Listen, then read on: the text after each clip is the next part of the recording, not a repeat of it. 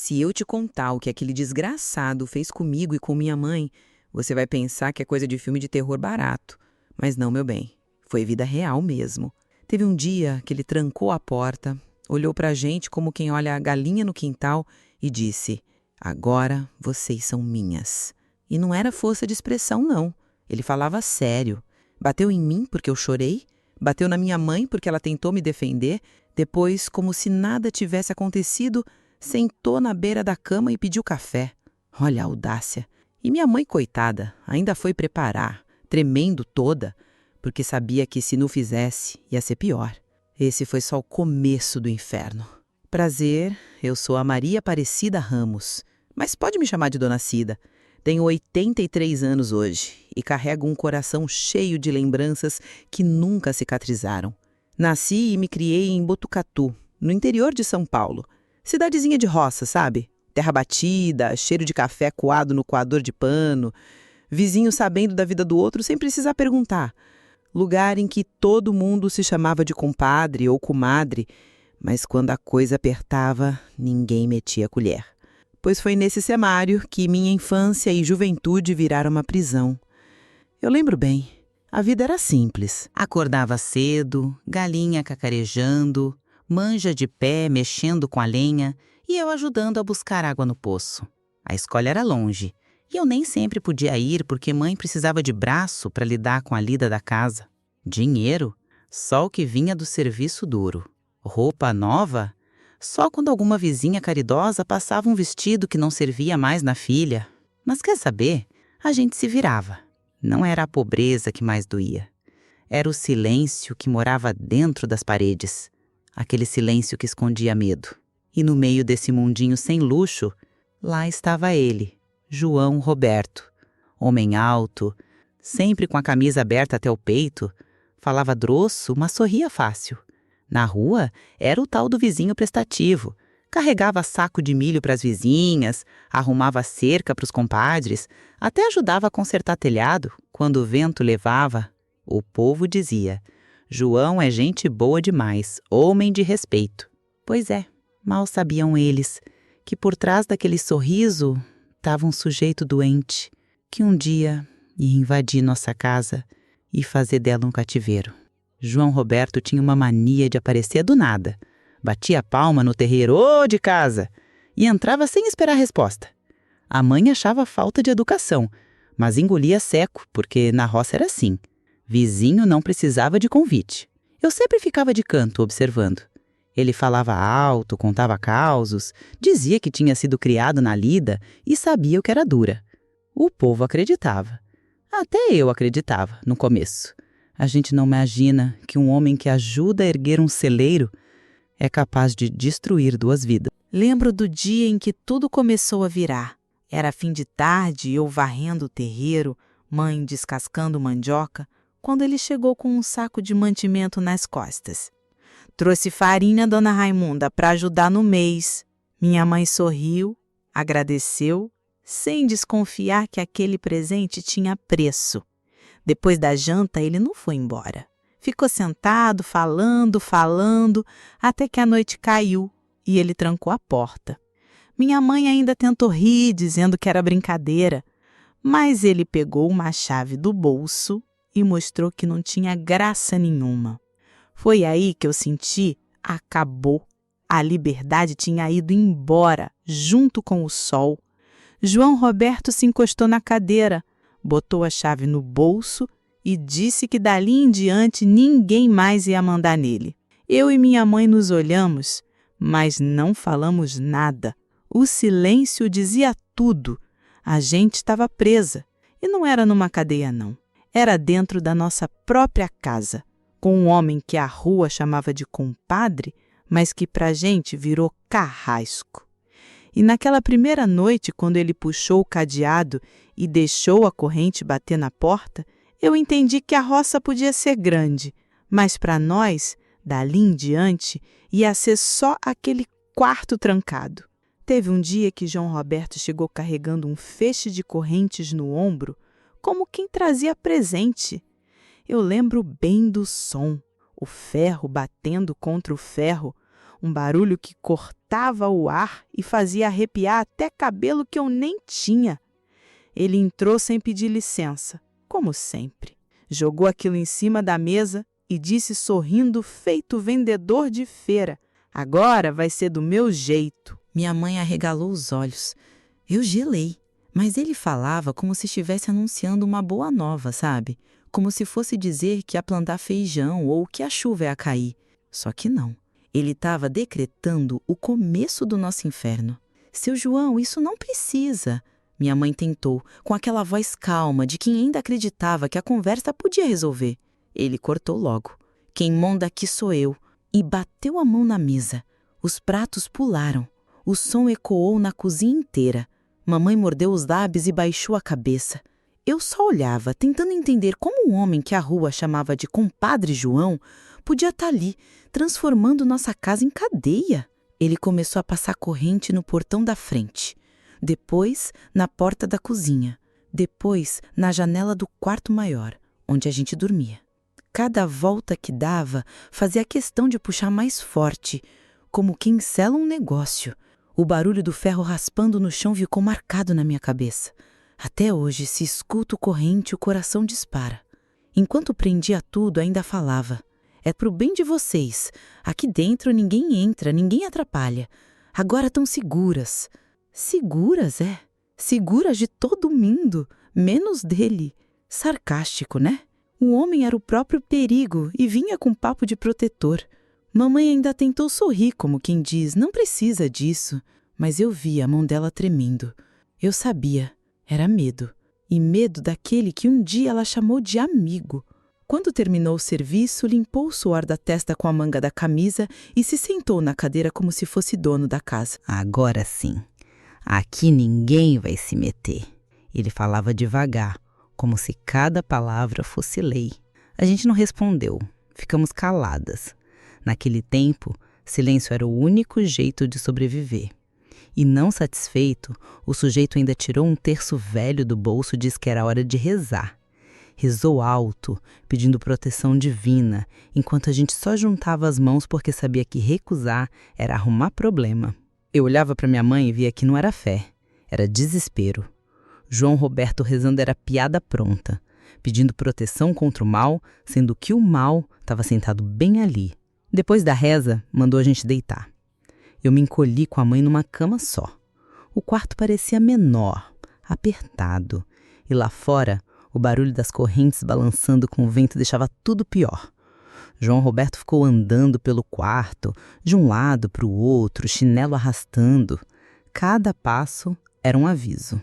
De repente, parou perto da cama. Ficou olhando. Não falou nada. Só olhava. Aquele olhar pesava mais que soco. Eu fechei os olhos fingindo dormir, mas por dentro a alma tremia. E quando achei que ele ia sair, ele puxou a cadeira e ficou sentado ali, respirando fundo, como quem guardava segredo. A noite foi longa. Cachorro latindo no quintal do vizinho, galo cantando perdido antes da hora, e a gente ali, presa dentro da própria casa. Eu pensei, será que ninguém percebeu que sumimos? Mas na roça era assim. Mulher que desaparecia virava assunto de corredor. Nada além. E João Roberto, esperto, de manhã cedo ia para a rua, cumprimentava todo mundo com aquele sorriso falso. E ninguém sonhava o que se passava dentro da nossa porta trancada. Quando finalmente amanheceu, eu não sabia se agradecia ou chorava. O sol entrou pelas frestas, mas a luz não trazia liberdade. As correntes continuavam lá firmes. João Roberto também, e eu entendi. Aquilo não era um capricho de uma noite, era o começo de um reinado. Minha mãe me abraçou forte e sussurrou: "Fica quietinha, Cida. É melhor assim." Quietinha, como se silêncio fosse escudo. Eu obedeci, mas dentro de mim eu sabia. O barulho das correntes ia ser nossa nova canção de ninar. E não tinha reza que mudasse isso. Acordamos com ele batendo palmas dentro do quarto, como se fosse dono de circo chamando a atração principal. Eu e mamãe, ainda encolhidas, tentamos levantar rápido, mas ele fez questão de lembrar: "Aqui dentro não tem mais quando vocês querem, agora é do meu jeito." Foi assim que João Roberto começou a ditar as primeiras regras, uma por uma, como se estivesse lendo um regulamento inventado na hora. Acordar cedo, comer só quando eu mandar, usar o banheiro com a porta aberta para eu vigiar, dormir na hora que eu disser e nada de cochichar sem eu estar perto. Ele falava devagar, olhando no fundo do olho para ver a reação. Eu tentava manter o rosto sem expressão, mas a cada frase sentia um pedaço meu sendo arrancado. E o mais curioso era o jeito dele. Tinha hora que falava manso, até chamando de minhas meninas, mas bastava um respiro atravessado para virar bicho. Eu lembro que mamãe demorou 1 segundo a mais para responder um sim, senhor. O sorriso dele sumiu, o rosto fechou, e ele empurrou a cadeira contra a parede com tanta força que a madeira quebrou. Depois, como se nada tivesse acontecido, riu e disse: "Viu? É só obedecer, que a vida fica boa." Boa para quem, né? Porque para nós, a tal vida boa era comer arroz cru e feijão sem sal quando ele deixava. Ele tinha mania de testar a obediência. Mandava eu pegar água e cronometrava o tempo, olhando o relógio de bolso que carregava. Se eu demorava, vinha grito: "Tá pensando que eu sou palhaço, menina?" E já vinha um empurrão. Uma vez tropecei no balde, a água entornou. Ele riu alto, mas não era riso de graça. Era deboche. E depois a punição. Ficar sem comer até a noite. Com a mãe era ainda pior. Ela tentava me proteger, mas cada palavra que ela soltava a mais era motivo para ele berrar: "Tá me desafiando, Raimonda?" E já vinha a mão pesada batendo na mesa ou o braço dele segurando dela com força. Não precisava muito. Bastava um olhar atravessado para ele virar tempestade. E tinha os momentos de silêncio, que eram piores ainda, porque silêncio, na boca de João Roberto, era ameaça. Ele sentava na cadeira, cruzava os braços e ficava olhando, como se estivesse esperando a gente errar. A cada suspiro eu pensava: pronto, agora ele levanta e faz alguma coisa. E às vezes nem fazia, só deixava a gente se contorcer no medo. Isso era pior do que tapa. O banheiro era outra humilhação. Ele dizia que porta fechada era coisa de quem escondia segredo. Mandava usar com a porta encostada e ficava do lado de fora. Eu rezava para que a água do pote acabasse rápido, porque quanto mais demorava, mais pesado ficava o ar. Mamãe chorava baixinho depois, mas sempre dizia: "É melhor fazer logo, filha. Não provoca." Não provocar, como se viver já não fosse provocação para ele. E quando a comida vinha, era uma cerimônia. Colocava o prato na mesa, se sentava de frente e ficava olhando. Se a gente comia rápido demais, dizia que éramos gulosas. Se demorava, dizia que estávamos fazendo desfeita. Um dia, trouxe só um prato. Olhou para a gente e disse: "Quero ver como vocês resolvem."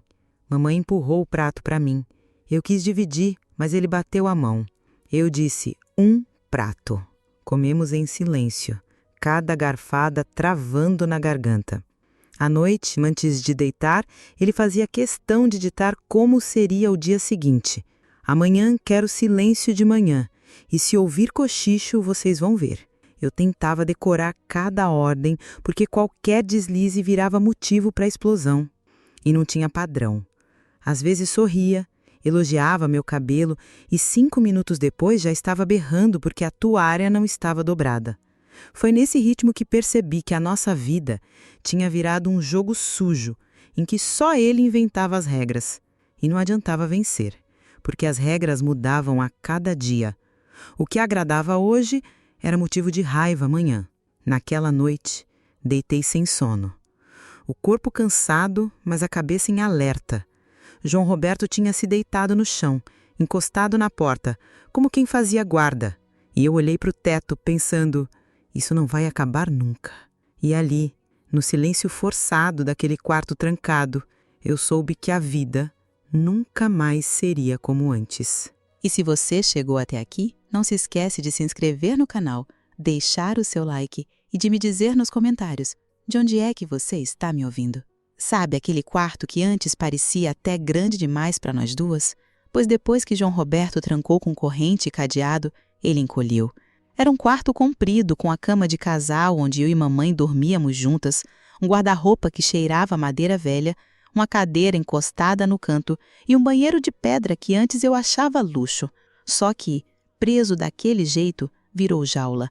As paredes pareciam se aproximar cada vez mais, como se a casa quisesse engolir a gente. O ar ficava pesado, abafado, mesmo quando o vento soprava pelas frestas. Dormir, comer, até respirar, tudo tinha que ser medido. A gente vivia esperando o barulho da corrente balançar, porque aquilo significava uma coisa. João Roberto estava de olho, e ele estava mesmo. Passava horas sentado na cadeira, olhando fixo. Não mexia em nada, não lia, não trabalhava, só encarava. Era como se tirasse força do nosso medo. Mamãe tentava fingir normalidade, mexendo no lençol, passando a mão no cabelo, mas o suor escorrendo pelo pescoço dela entregava a aflição. Eu, encolhida, só pensava. Qualquer movimento errado e ele estoura. Às vezes ele sumia, ia cuidar da roça ou sei lá o quê. Nessas horas, a gente até respirava mais fundo, mas a sensação boa durava pouco. Antes de sair, ele sempre arrastava a corrente, passava o cadeado, dava 2 batidas para ter certeza de que estava firme. O barulho ecoava nas paredes e no peito da gente. Era o aviso. Não tentem nada. No banheiro, a vergonha era diária. João Roberto não deixava fechar a porta. Dizia que porta encostada era coisa de gente que esconde segredo. Então a gente fazia tudo rápido, tentando não olhar para o lado, porque sabia que ele estava ali. Mamãe chorava baixinho depois, enxugando o rosto na barra da saia, mas sempre dizia a mesma coisa. É melhor assim, Cida, não provoca. Como se viver já não fosse provocação suficiente. À noite, ele tinha mania de andar pelo quarto. O chinelo arrastando no chão de madeira era pior que trovão. Passava perto da cama, parava, respirava fundo, depois seguia andando. Eu fechava os olhos, fingindo dormir, mas sentia o peso do olhar dele. Às vezes ele se encostava na parede, de braços cruzados, e ficava só observando. O silêncio dele doía mais que qualquer tapa. Teve um dia que ele passou a tarde inteira sentado, sem abrir a boca. Só mudava de posição na cadeira. Eu e mamãe quase não respirávamos, de medo de fazer barulho. O relógio de bolso dele tilintava cada vez que ele mexia, como se marcasse não as horas, mas o tempo do nosso sufoco. E era isso. A gente vivia cronometrada pelo humor dele. Quando sorria, era medo. Quando calava, era pavor.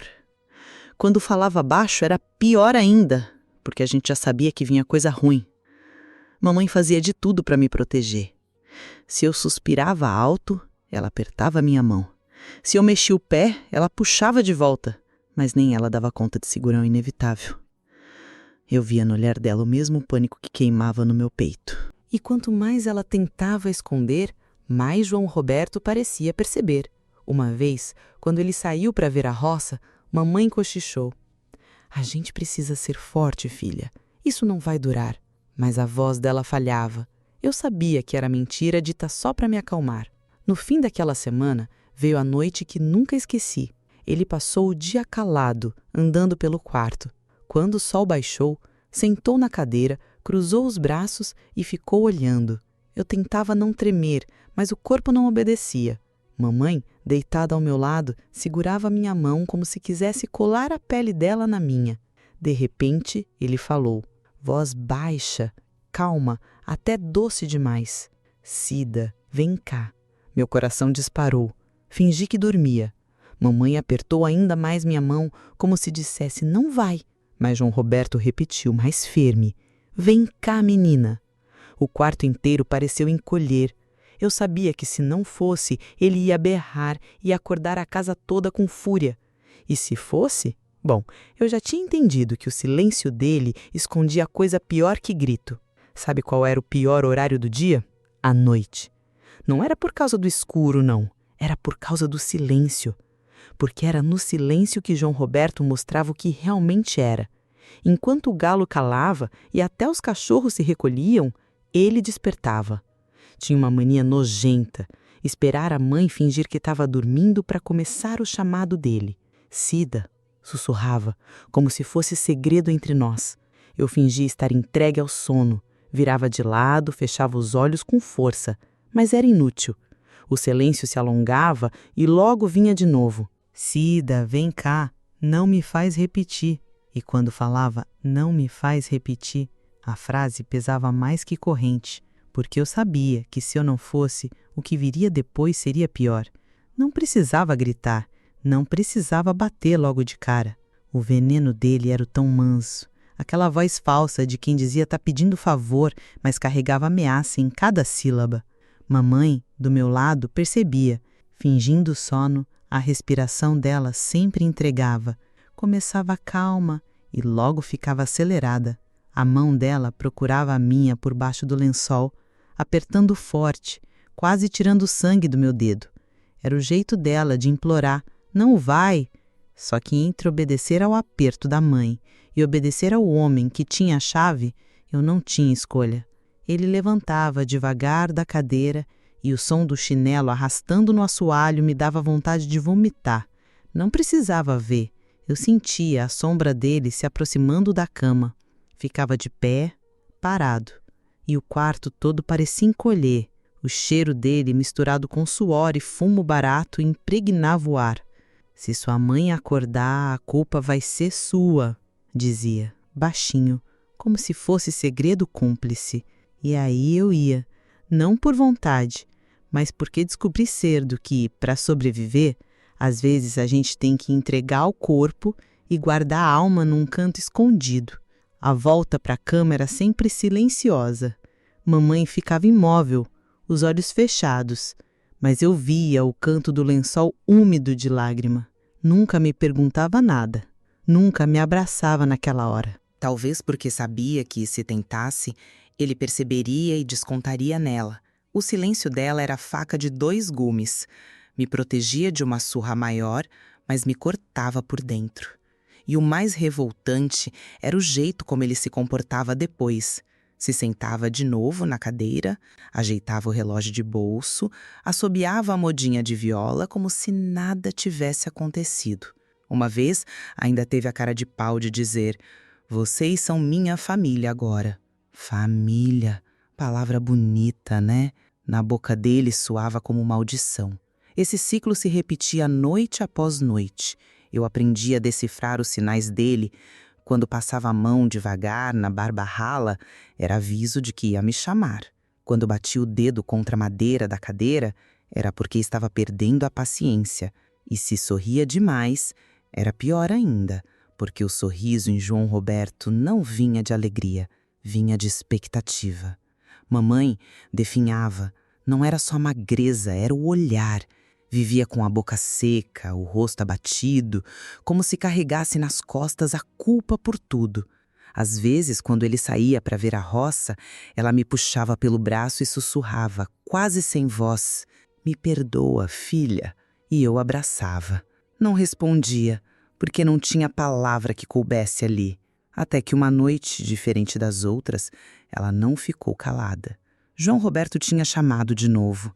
"Cida, vem cá." Eu já estava me levantando porque sabia o preço da recusa. Mas mamãe apertou minha mão com força, não para implorar, mas para segurar mesmo. Abriu os olhos e olhou direto para ele, que estava parado na beira da cama.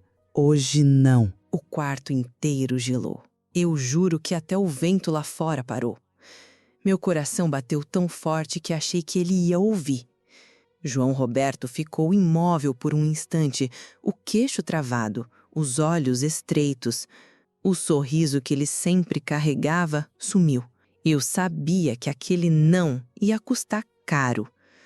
Mas também vi que mamãe não ia recuar. Ela encarava ele firme e eu via as lágrimas escorrendo, mas sem abaixar a cabeça.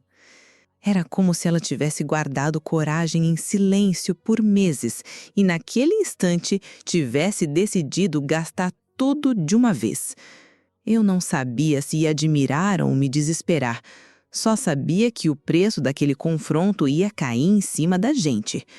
E João Roberto, pelo olhar, já estava escolhendo como.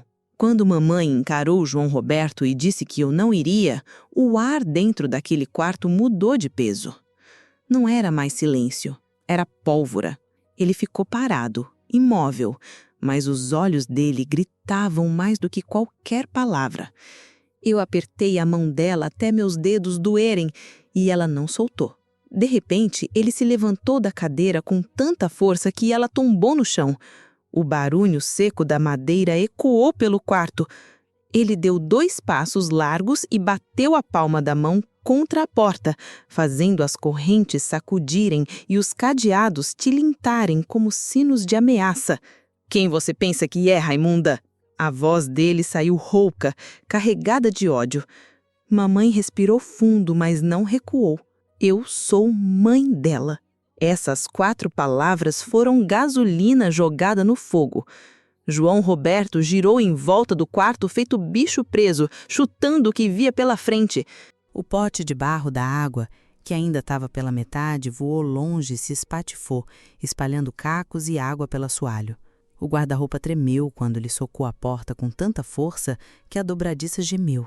"Vocês me fazem de idiota!" berrou, a veia no pescoço saltando.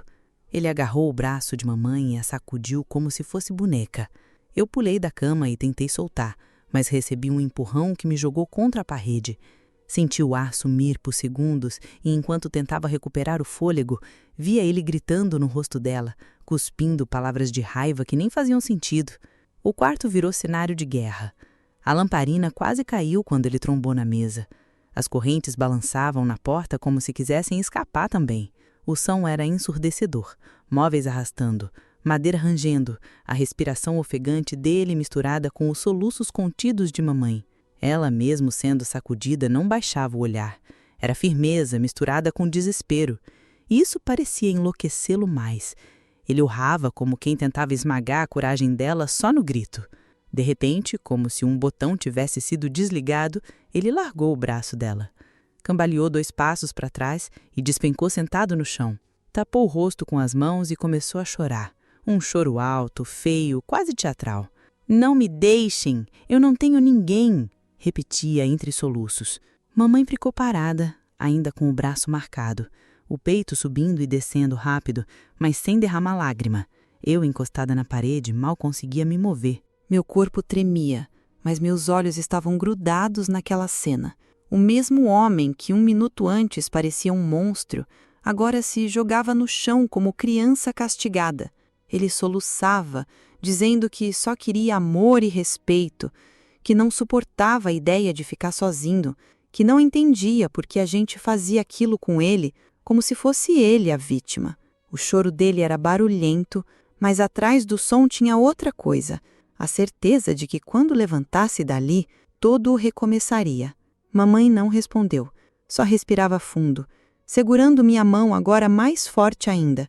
João Roberto continuava, prometendo que ia mudar, que não ia mais levantar a mão, que a gente só precisava confiar. Cada palavra dele caía pesada, não por convencer, mas por confirmar que nada ia mudar.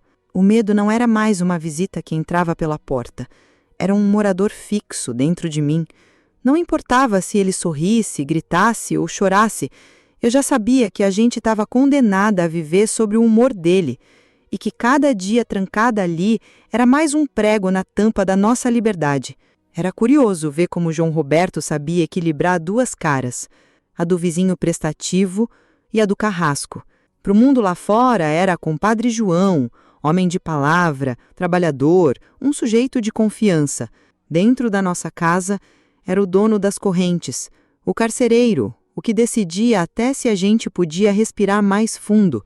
E ninguém desconfiava, ou melhor, se desconfiavam, preferiam calar, porque na roça, naquela época, meter-se na vida alheia era visto quase como pecado. De manhã, ele fazia questão de se arrumar. Passava a mão do cabelo oleoso, ajeitava a camisa de algodão, conferia o relógio de bolso e saía. Mas antes de dar o primeiro passo, trancava a porta com cadeado e puxava as correntes como quem dá nó em boi bravo. O barulho metálico ecoava no quarto, lembrando: vocês não vão a lugar nenhum. E lá ia ele, cumprimentar vizinho, ajudar nas roças, carregar saco de milho, ajeitar cerca. A imagem perfeita. Eu e mamãe, por outro lado, ficávamos contando os estalos do telhado, o som do vento batendo na janela e as horas pelo sol que atravessava as frestas. Era assim que sabíamos que o dia passava, pelo calor aumentando e pelo ronco do estômago. Quando voltava, sentava na cadeira do quarto, com aquele ar de chefe que chega em casa depois de um dia honrado de trabalho. Tirava o chapéu e começava a falar, como se fosse notícia de jornal. Seu Joaquim me pediu ajuda na colheita, disse que eu sou o braço direito dele. Dona Geralda me chamou de anjo por consertar a cerca dela. O padre falou que a comunidade precisa de mais homens de bem. Aposto que pensava em mim. E sorria. Sorriso largo, satisfeito, como se tivesse conquistado medalha. Eu ficava olhando para aquele homem e pensava, se o diabo resolvesse usar camisa limpa e chapéu, também ia ser elogiado. Às vezes a gente ouvia as conversas do lado de fora. Gente passando, indo para a venda ou para a missa. O João Roberto é um homem bom demais. Se todo mundo fosse como ele, esse mundo estava salvo. Sorte da Raimunda de ter um vizinho assim. Eu sentia vontade de socar a parede até sangrar a mão. Mamãe só me olhava, com os olhos marejados, e fazia sinal de silêncio. Era como engolir caco de vidro, ouvir elogio ao mesmo homem que fazia a gente viver debaixo de chave e corrente. Nos domingos, era desfile de hipocrisia. O povo passando na frente da casa, indo para a igreja, rindo alto, crianças correndo no terreiro, cheiro de pão assando no forno de barro da vizinha.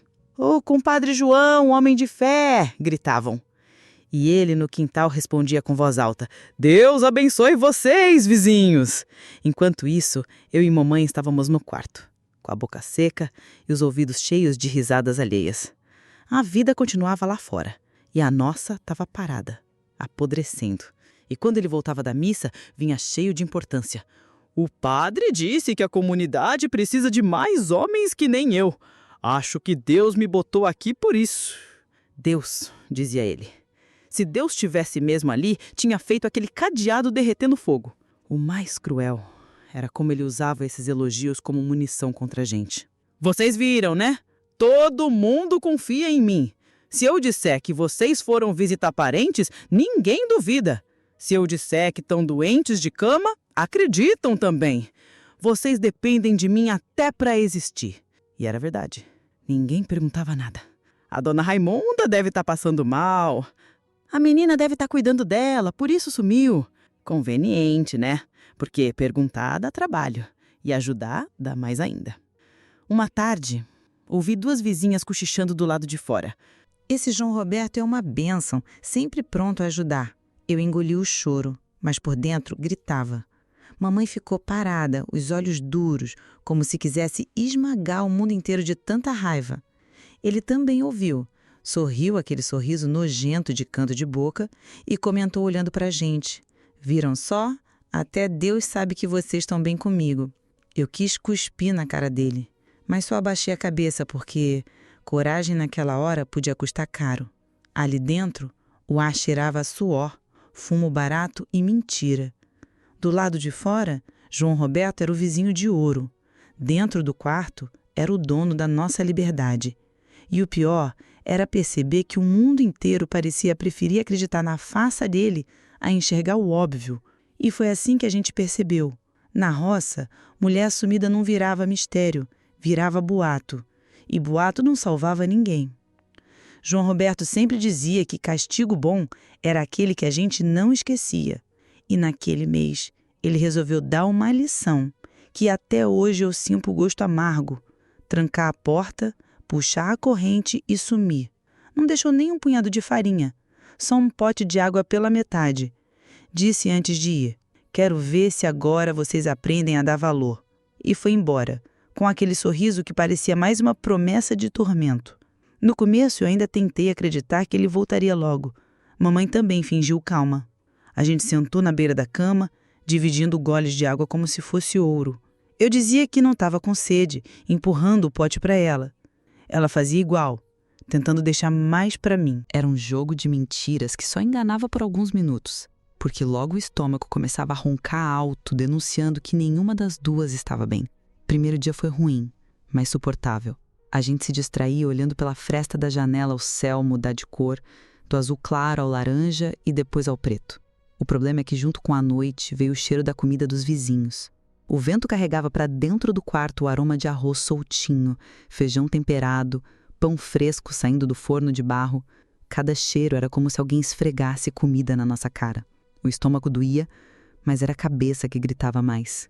Mamãe rezava baixinho, pedindo força, mas a voz dela saía arrastada. Eu tentava rezar também, mas minha mente só formava imagens de panela cheia. O segundo dia foi tortura.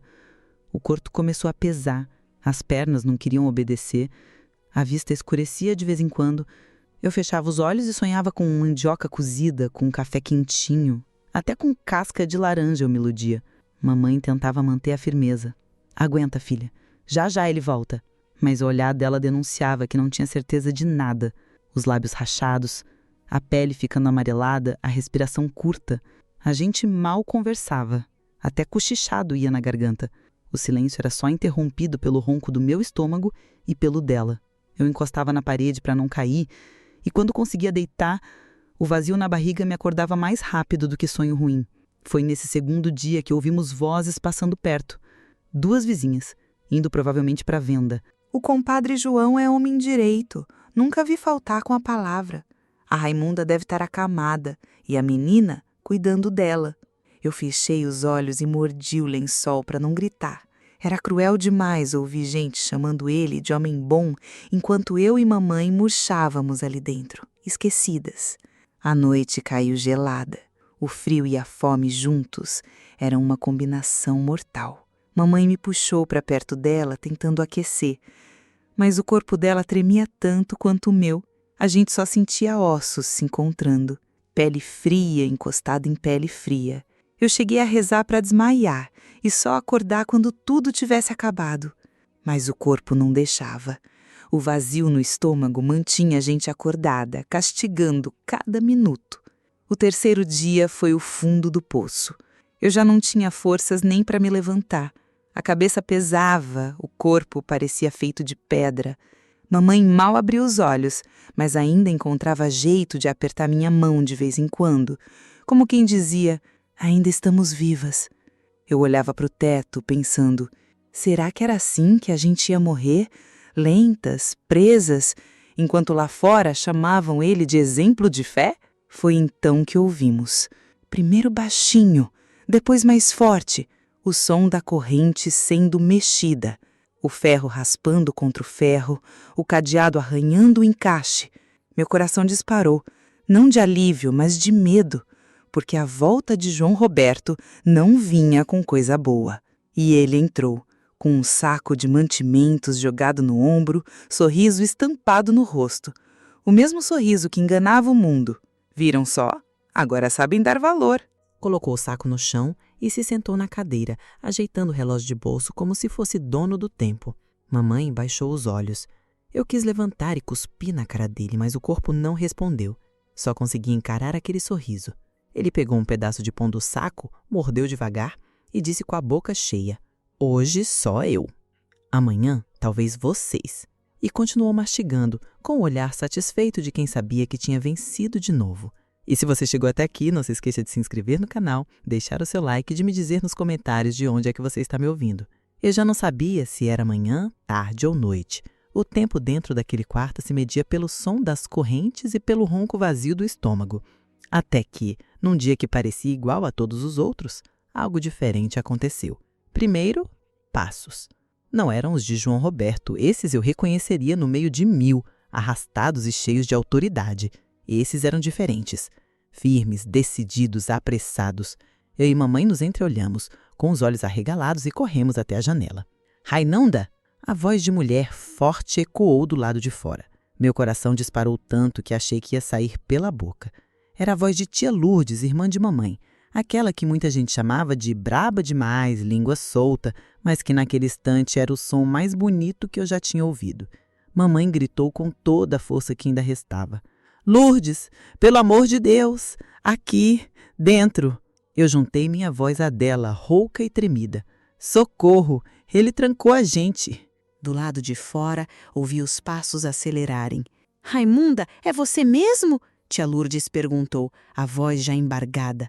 E então surgiu outra voz, grave e firme. Era seu Antônio, marido dela.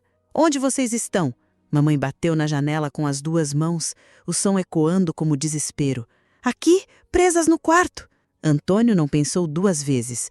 Correu até a porta e tentou abrir, mas o cadeado não cedeu. Trancado, ele rosnou, já procurando algo pesado pelo quintal. Tia Lourdes chorava e gritava ao mesmo tempo. "Aguenta, minha irmã, a gente vai tirar vocês daí." Ele achou uma pedra grande, ergueu e bateu contra o cadeado. O ferro gemeu, mas não abriu. O barulho ecoava pelo quarto e cada pancada era uma mistura de esperança e medo, porque eu sabia. A qualquer momento, João Roberto podia aparecer. E não demorou. O som do portão se abrindo cortou o ar. A gente congelou. João Roberto entrou carregando um saco de mantimentos no ombro. Primeiro, a cara dele foi de surpresa. Depois, virou raiva pura. "Que diabos vocês estão fazendo aqui?"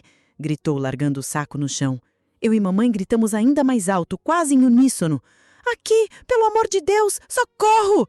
Tia Lourdes correu até a janela e, quando viu a gente, tapou a boca, os olhos cheios de lágrimas. "Antônio, pelo amor de Deus, olha o estado delas!"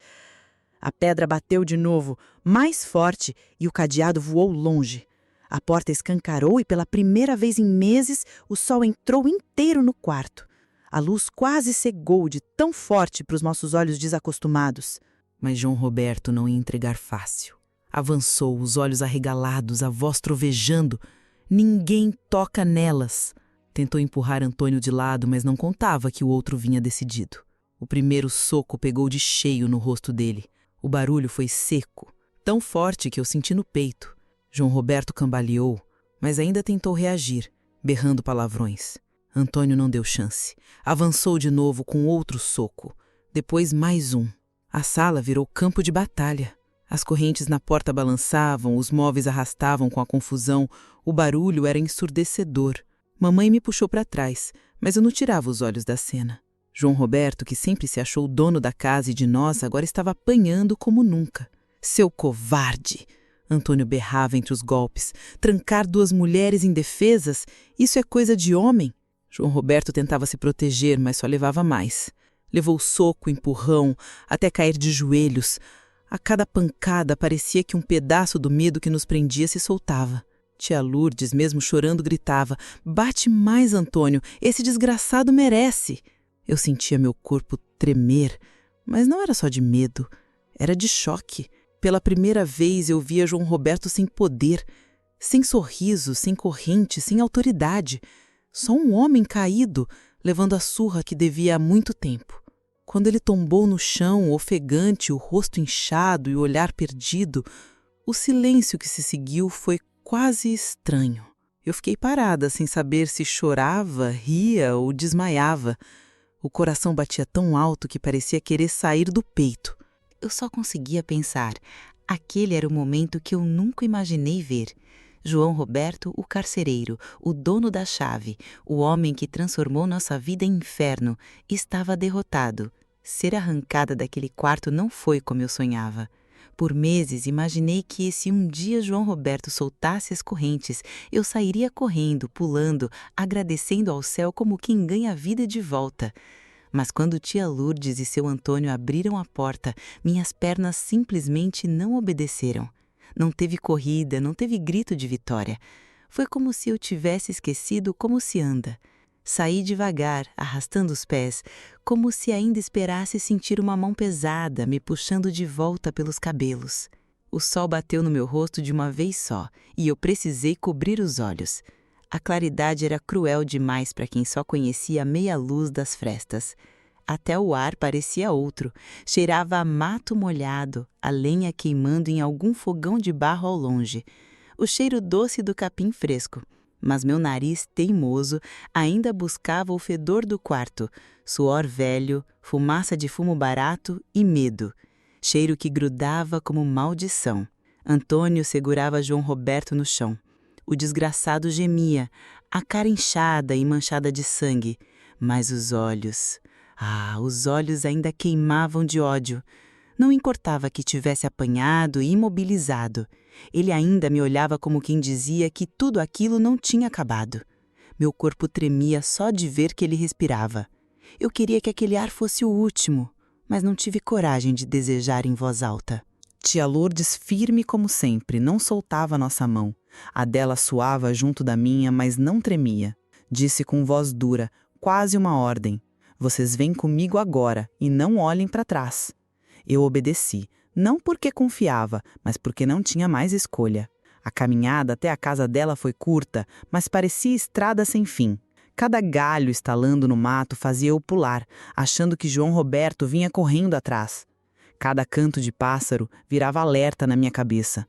O coração disparava toda vez que o vento batia nas árvores, porque parecia o mesmo som das correntes se arrastando. Mamãe andava encostada em Lourdes, os pés arrastando como se pesassem mais do que o corpo inteiro. A boca dela murmurava palavras que eu não entendia, talvez uma oração, talvez só o medo tentando achar saída. Quando finalmente chegamos, Lourdes nos sentou à mesa, e foi ali que eu quase desmoronei. Nunca tinha visto tanta comida junta em tanto tempo. A mesa parecia banquete. Um prato fundo de arroz soltinho, feijão preto ainda fumegando, carne de panela que espalhava um cheiro de tempero que enchia a casa inteira, e pão caseiro recém-assado, a casca dourada e crocante. Só de olhar meus olhos se encheram de lágrimas. O cheiro me invadiu como se fosse golpe, mas quando tentei comer, a boca travou. O estômago, encolhido de tanto vazio, não sabia lidar com a abundância. Mamãe tentou, levou a primeira colherada até a boca, mas logo encostou o garfo no prato. "Vai, Raimunda, come!" insistiu Lourdes, empurrando o prato de volta. Mamãe balançou a cabeça, os olhos molhados. O corpo não aceita. Eu forcei umas poucas colheradas. O sabor era delicioso, mas cada mordida vinha misturada com choro. Era bom e doía. Como se cada garfada esfregasse na minha cara tudo o que faltou por meses. Depois veio o banho. Lourdes encheu uma tina de água limpa e colocou perto do fogão para quebrar o frio. Eu mergulhei as mãos primeiro, desconfiada, como se aquilo fosse um sonho prestes a se acabar. Quando a água escorreu pela minha pele, parecia que meu corpo respirava pela primeira vez em meses. Esfreguei com força, quase ferindo a própria pele, tentando arrancar o cheiro de suor velho, de medo entranhado. Mas quanto mais esfregava, mais percebia que a sujeira não estava só no corpo, estava na alma. À noite, Lourdes arrumou 2 camas separadas, uma para mim, outra para mamãe. Lençóis limpos, travesseiro cheirando a sabão de coco. A sensação de deitar sem corrente na porta foi tão estranha que eu não sabia se era alívio ou ameaça. Fechei os olhos e, de imediato, o som das correntes ecoou na minha cabeça. Podia jurar que escutava o cadeado arranhando o ferro. Abri os olhos num pulo, o coração disparado, mas era só o vento batendo na janela. Mamãe estava pior. Cada estalo do telhado fazia ela se encolher como criança com medo de monstro. Os olhos arregalados, a respiração curta e o suor descendo mesmo com o frio da madrugada. "Ele vai voltar", ela repetia baixinho, como se fosse oração. "Ele vai voltar." Lourdes tentava abraçá-la, mas mamãe empurrava, nervosa, como se até o toque fosse ameaça. Eu segurei a mão dela, firme, e sussurrei: "A gente tá livre, mãe." Mas a frase morreu na minha boca, porque eu mesma não acreditava. O coração corria demais e minha cabeça só repetia: "E se ele levantar? E se ele vier atrás?" Na madrugada, o pesadelo tomou conta de vez. Mamãe acordou gritando baixo, o corpo sacudindo como se lutasse contra alguém. Pulei da cama e a sacudi. "Sou eu, mãe, sou eu!" Gritei com medo de que ela não voltasse mais. Ela abriu os olhos arregalados e o suor escorria pelo rosto. Murmurou trêmula: "Ele estava aqui. Eu vi ele aqui." Eu só conseguia abraçá-la, mesmo sabendo que abraço nenhum ia arrancar João Roberto da mente dela. Passei o resto da noite acordada, os olhos grudados no teto, ouvindo cada barulho, esperando um som de corrente que nunca vinha. A liberdade tinha chegado, mas o medo, esse continuava trancado dentro da gente. Era como se as correntes não estivessem mais na porta, e sim presas no nosso peito.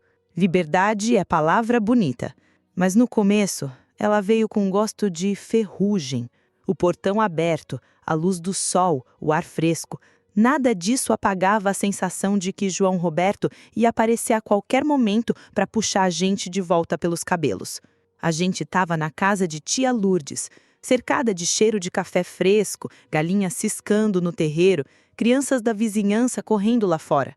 Mas cada estalo do telhado parecia corrente batendo. Cada sombra passando na janela parecia ele. Eu fingia que estava bem, mas minha alma continuava trancada. Mamãe era a prova viva disso. Andava de um lado para o outro feito alma penada. O corpo magro, os olhos fundos, as mãos nervosas que não sabiam onde descansar. Quando cansava de andar, sentava na beira da cama, os ombros caídos e ficava encarando o chão de barro batido, repetindo sempre a mesma frase, como se fosse reza. Eu devia ter te protegido, Cilda. Eu falhei como mãe. Eu me ajoelhava ao lado dela, segurava sua mão fria, a pele fina como papel, e insistia. Não foi culpa sua, mãe. Foi ele. Sempre foi ele. Mas parecia que ela não ouvia. O olhar dela continuava perdido, como se eu fosse só um vulto. Uma vez tia Lourdes tentou cortar o assunto. Estava cansada de ver a irmã se consumir daquele jeito. Raimonda, chega disso. Você fez o que pôde. Mamãe levantou o rosto devagar, as lágrimas escorrendo, e respondeu com a voz embargada que parecia vir do fundo do peito. Se eu tivesse feito o que pude, minha filha não teria passado pelo que passou. Aquilo me atravessou como faca. Eu tive que sair correndo para o quintal, fingi que estava ajudando Lourdes a catar lenha só para não desmoronar na frente dela.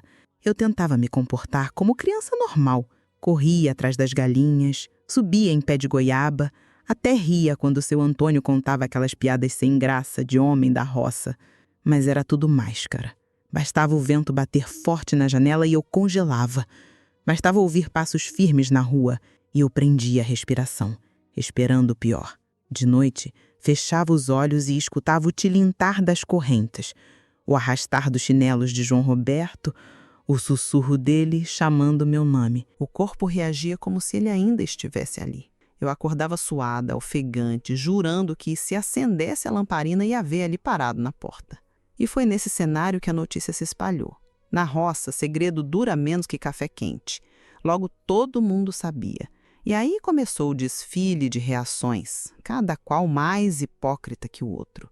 Tinha os que fingiam choque, fazendo pose de indignados. Nossa Senhora, nunca pensei isso do compadre João.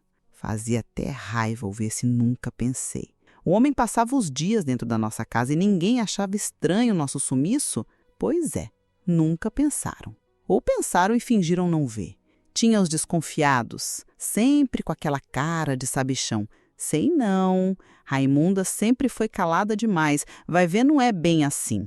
A tradução desse comentário era simples. A culpa deve ser da vítima, como se o silêncio dela tivesse chamado o inferno para dentro de casa.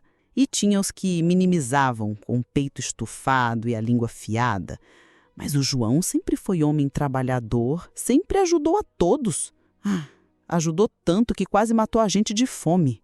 Esse povo devia ganhar prêmio de cegueira seletiva. As vizinhas que viviam chamando ele de santo desapareceram. Dona Teresa, principalmente, aquela que batia no peito dizendo o João é um homem bom demais, sumiu. Nunca mais apareceu para pedir açúcar emprestado. Quando cruzava comigo na rua, atravessava para o outro lado ou fingia estar com pressa. Era mais fácil cuspir a própria língua do que admitir que tinham passado anos bajulando um monstro. Eu, mesmo pequena, já carregava a língua afiada. Olhava para essas caras de paisagem e pensava: engraçado como todo mundo é cego quando a sujeira não é na casa deles. Agora que a verdade veio à tona, viraram mudos. E chegou o dia de levarem João Roberto. Antônio foi junto com outros homens, e eu fiquei de longe, espiando pela cerca, com o coração na boca. Ele estava na varanda, o rosto ainda marcado da surra, mas tentando se segurar como homem de respeito. Isso é mentira, berrava. Sempre cuidei delas. Elas estão inventando. A voz dele ecoava pela rua como se ainda tivesse força. Alguns vizinhos cochichavam, indecisos se acreditavam. Outros balançavam a cabeça, mas sem coragem de se comprometer. Era um espetáculo de covardia coletiva. Eu via os homens amarrando as mãos dele com corda grossa, e pela primeira vez o sorriso sumiu. Mas o olhar ainda queimava de ódio. Ele cuspia palavras como quem tentava se agarrar à imagem que tinha na comunidade. Vocês sabem quem eu sou, nunca faria isso. E eu pensava, sabem sim, sabem quem você é, mas preferem fingir que não. Ver ele sendo levado embora não trouxe a paz que eu esperava. Meu corpo tremia, mas não era só de medo, era de incredulidade. Pela primeira vez, João Roberto não tinha o controle. Estava amarrado, humilhado, cuspindo desespero. E ainda assim eu sabia, o cárcere não tinha ficado para trás. Porque a verdade é essa. João Roberto podia estar longe, podia estar atrás de outra porta, podia até apodrecer em cela. Mas as correntes que ele deixou estavam dentro de mim e de mamãe, invisíveis, mas pesadas. Essas nem o povo, nem a justiça, nem o tempo iam abrir.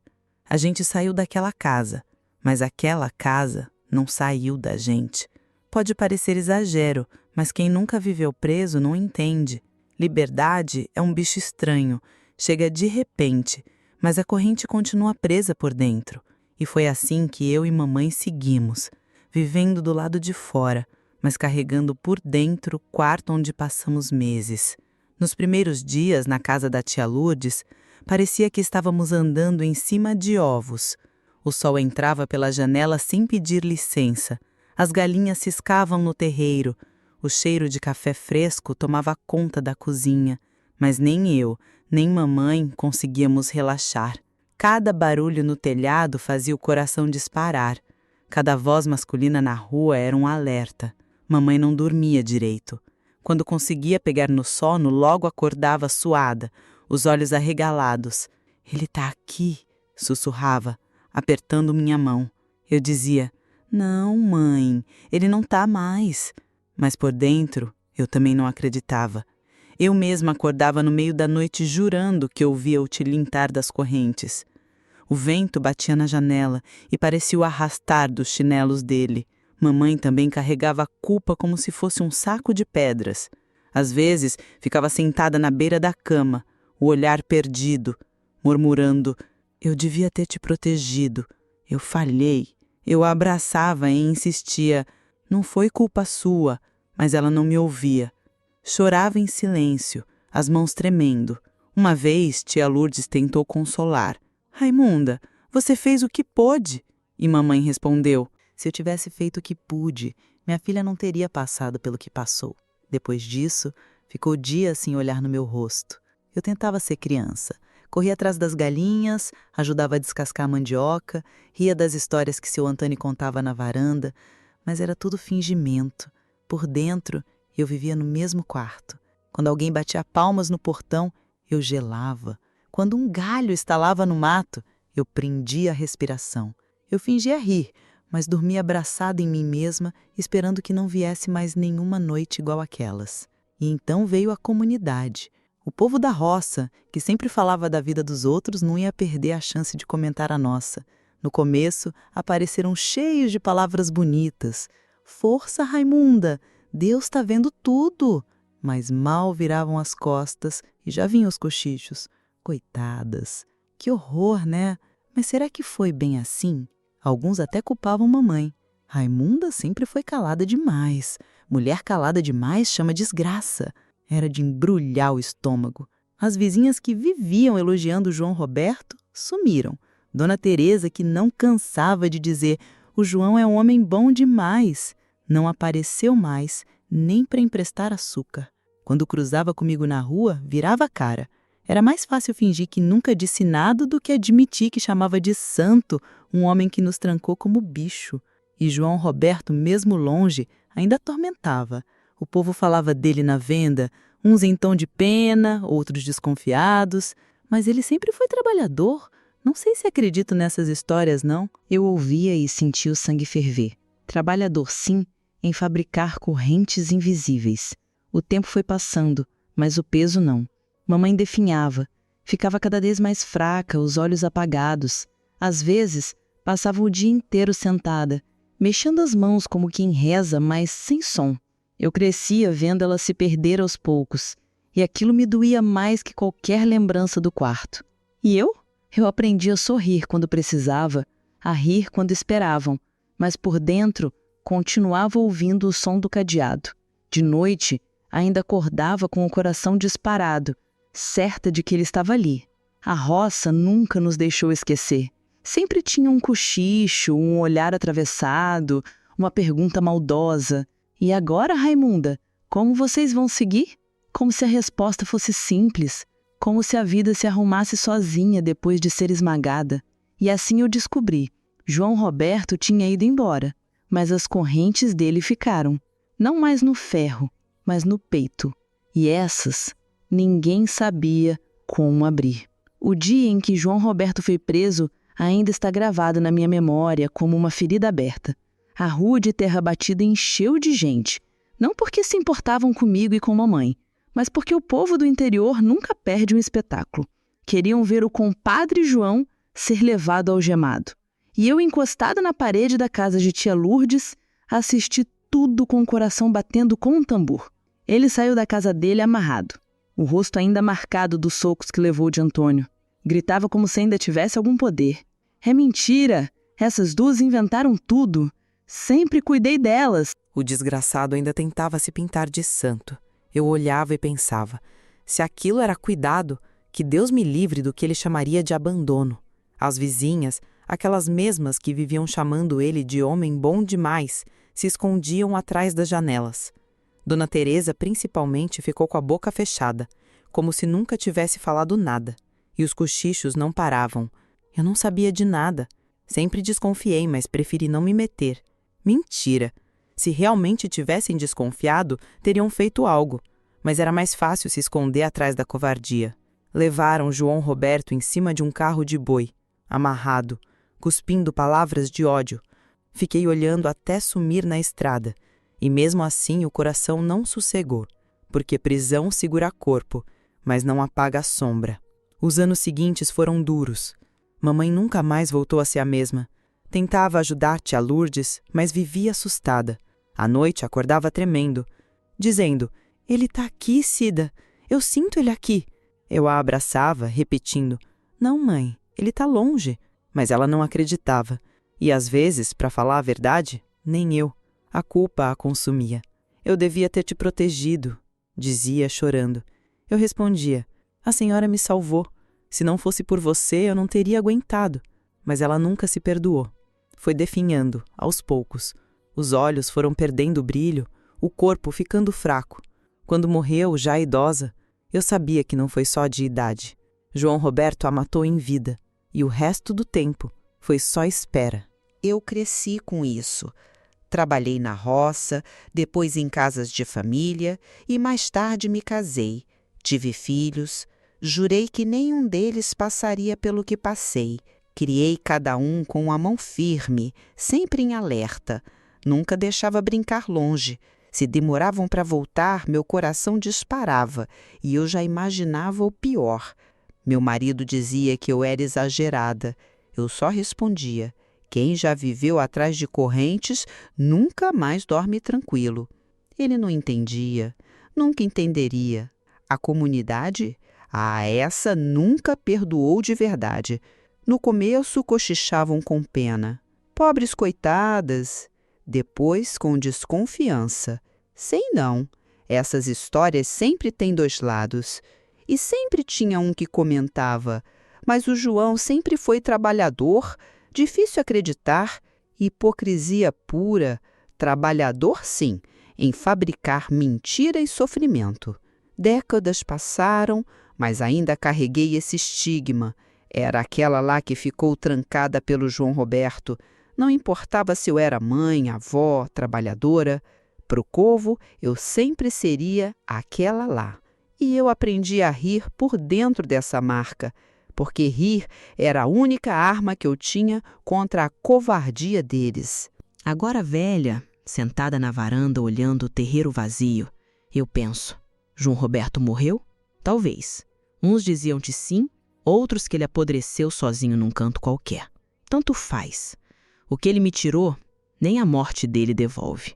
O tempo me ensinou uma coisa: não existe cura, só costume.